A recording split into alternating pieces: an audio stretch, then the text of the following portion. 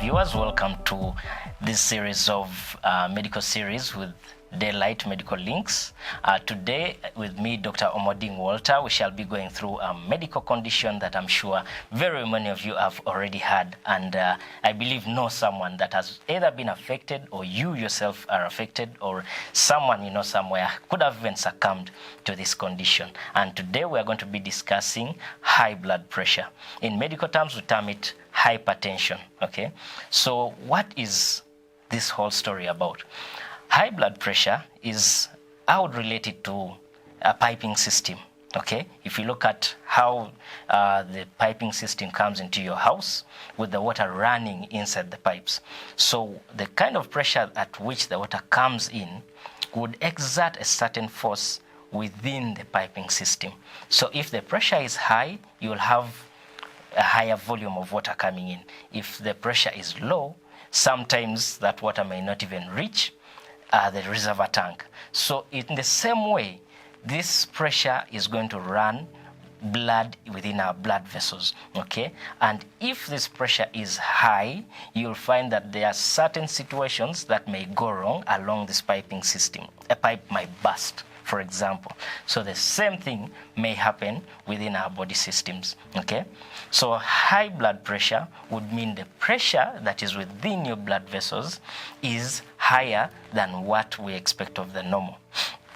But on the other side of it, there's also what we would call a low blood pressure, okay? So it means blood is moving within your vessels is much lower than it should be. So in other words, we expect this blood pressure to run within a certain range, okay? So it should generally range between, we have what we would call the systolic pressure and the diastolic pressure. To break down a bit, for those of you that have had the chance to go into a medical facility, I believe your medical worker has done some pressure checks on you, and you've noticed that they write two pressures, okay? There's what we call the upper one and then the lower one. So what happens in this case? We have the pressure when the heart is pumping. So the pressure inside the blood vessel while the heart is pumping is called the systolic pressure. And the pressure while in the blood vessels while the heart is relaxed is called the diastolic pressure.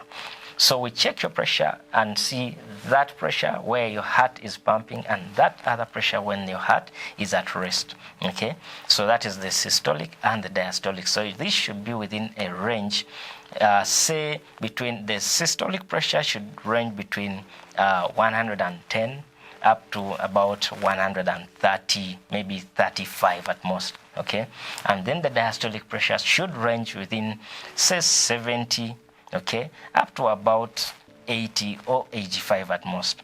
So those that start to range above that 35 mark, 135 mark to about 140, we would term that pre-hypertensive, okay? So in other words, you're tending towards hypertension.